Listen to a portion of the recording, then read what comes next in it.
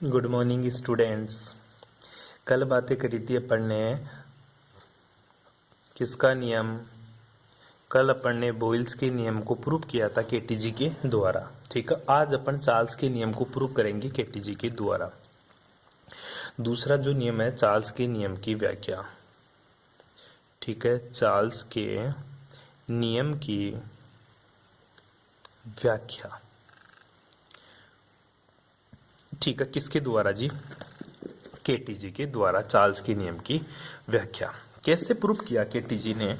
पहली बात चार्ल्स के नियम की बात करें तो चार्ल्स बोलता है कि मेरा प्रेशर क्या होता है? कांस्टेंट होता है। क्या होता है जी? कांस्टेंट। और V is directly proportional to क्या होता है मेरा? T होता है। V is directly proportional to क्या होता है मेरा? T। मतलब वॉल्यूम किसके समानुपाती होता है? तापमान के समानुपाती होता है। चलो, according to KTG, according to KTG, KTG क्या बोलती है? PV is equal to 1/3 mnc²। ठीक है, कौन बोलती है? केटीजी। कौन बोलती है जी? केटीजी। फिर मैं इसको करूं according to Charles, according to Charles. ठीक है, चार्ल्स क्या बोला? पी क्या है? कांस्टेंट। पी क्या है मेरा? कांस्टेंट। तो पी की तो बात ही नहीं करूंगा जी मैं। पी की तो क्या नहीं करूंगा गुरुजी? बात ही, क्योंकि ये तो किस में जाएगा? कांस्टेंट में जाएगा। मेरे को तो इधर वी चाहिए। आले वी रख दे बराबर 1/3 mnc²/v। वॉल्यूम इधर भेज दिया मैंने। और तुझे पता है ये अभी अभी प्रूफ किया था थोड़ी देर पहले। ठीक है, क्या किया था अपन ने? इसको ऊपर नीचे 2 से गुणा कर दूं। ठीक है, 2 से गुणा करूंगा तो ये किसके बराबर हो जाएगी? टर्म पूरी की पूरी। और n बराबर कितना रख दूं? 1 है। तो ये टर्म किसके बराबर हो जाएगी? ये गुरुजी मेरी काइनेटिक एनर्जी के बराबर हो जाएगी। किसके बराबर हो जाएगी?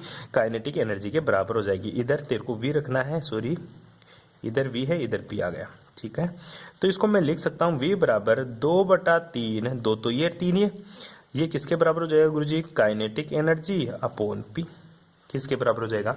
Kinetic energy upon p। चूंकि तू जानता है 1/2 mc² बराबर 1/2 mv², दोनों ही किसके बराबर होते हैं? ये दोनों ही गुरुजी काइनेटिक एनर्जी के बराबर होता है। ये तो जानता है। ठीक है, अब प्रेशर कांस्टेंट है और काइनेटिक एनर्जी की बात करें।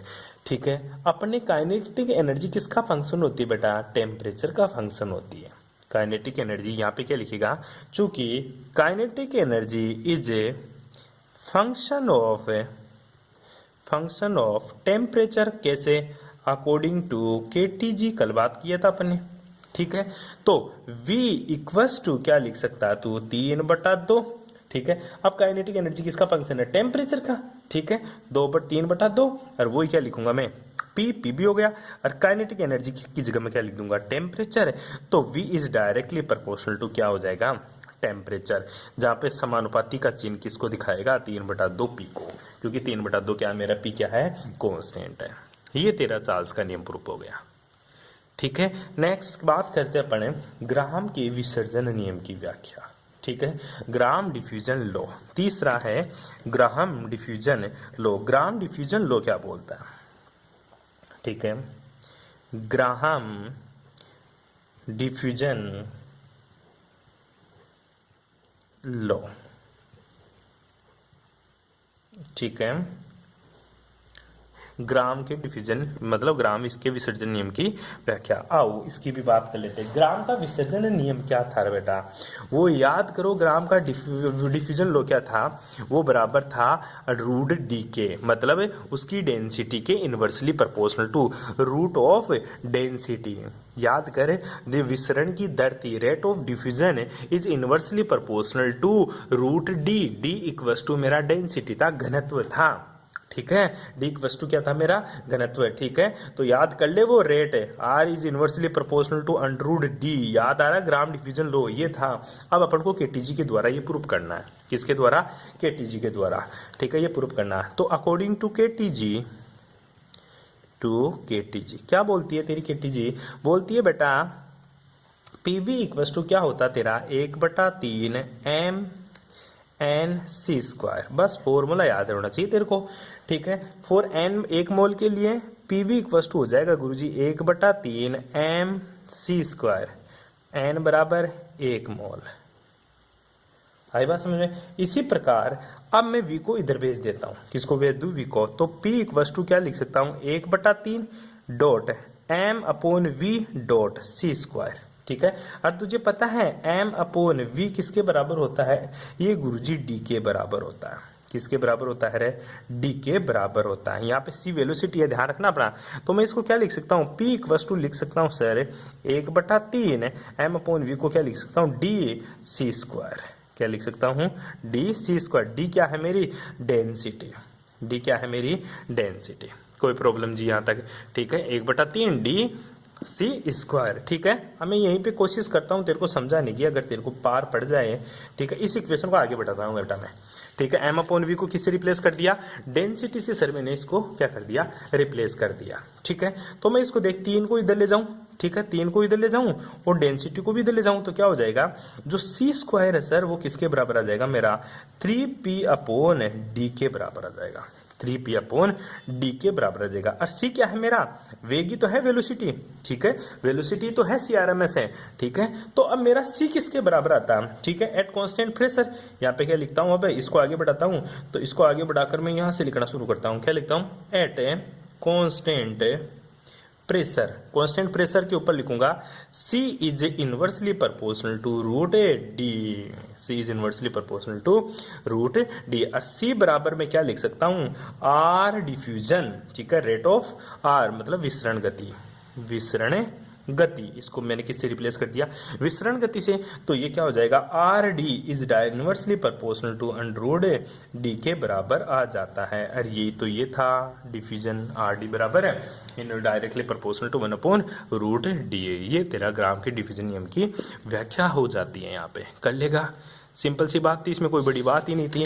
अब है अवोगाद्रो नियम की व्याख्या। किसके नियम की व्याख्या? अवोगाद्रो नियम। अब आजा, अवोगाद्रो नियम क्या बोलता है पहले सुन ले। अवोगाद्रो के नियम की व्याख्या क्या लिखेगा? चौथा है तेरा अवोगाद्रो के नियम की व्याख्या। ठीक है। अवोगाद्रो का नियम क्या बोलता है? चल इसकी बात करते हैं। ठीक है जी। अवोगाद्रो ने क्या लिया? 2 विजल लिया। ठीक है। पहला विजल इधर रख दिया, दूसरा विजल उसने इधर रख दिया। ठीक है। इसके अंदर लिक्विड भर दिया, गैस भर दी, सॉरी इसके अंदर भी क्या भर दी? गैस। इसका जो प्रेशर था वो था P1। ठीक है। इसका जो वॉल्यूम था वो था V1। ठीक है। इसी तरह इसका जो प्रेशर था वो था P1 और इसका जो वॉल्यूम था वो था V2। ठीक है। तो वॉल्यूम V2 था तो इसके मोल क्या? N1 और इसके मोल क्या थे? N2। ठीक है। ठीक है। कोई दिक्कत है? At constant position, at constant position. ठीक है। एट कांस्टेंट पोजीशन पे क्या होता है बेटा? V1 P1 इक्वल्स टू मैं क्या लिख सकता हूं? P1 V2। ठीक है। तो मैं क्या लिख सकता हूं? P1 V1 equals to P2 P1 V1। ठीक है। According to KTG, according to KTG। ठीक है। अरे गैस के नियम की साथ बताया। पीवी इक्वल्स टू क्या होता है तेरा? NRT तो होता है। ठीक है। तो एट कांस्टेंट टेम्परेचर। ठीक है। फॉर टू गैसेस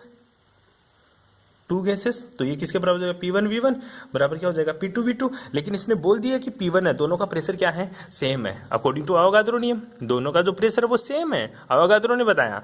ठीक है। तो P1 V1 equals to P1 V2। तो अकॉर्डिंग टू KTG क्या बोलती है? PV इक्वल्स टू क्या होता है? 1/3 MnC स्क्वायर। ये तो होता है। ठीक है। तो P1 V1 की जगह मैं P1 V1 की जगह वैल्यू पुट कर सकता हूं क्या? 1/3 M कांस्टेंट रहेगा द्रव्यमान N1। ठीक है। और इसी तरह मैं क्या पुट कर सकता हूं? P2 V2 की जगह क्या वैल्यू पुट कर सकता हूं? 1/3 MN2C स्क्वायर। ठीक है। वॉल्यूम के ऊपर डिपेंड करता है। अवोगाद्रो ने बोला था कि N is directly proportional to V होता है, ये अवोगाद्रो ने बोला था। बस ये प्रूव करना है तेरे को। अब इन दोनों की जगह वैल्यू पुट कर दूंगा तो क्या जाएगा? 1/3 MN1C स्क्वायर बराबर 1/3 MN2C स्क्वायर।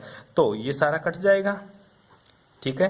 तो क्या हो जाएगा? N1 बराबर क्या हो जाएगा? N2। ठीक है। तो यही तो बोला था अवोगाद्रो ने, नियत परिस्थितियों में गैसों के मोलों की संख्या क्या होती है? बराबर होती है।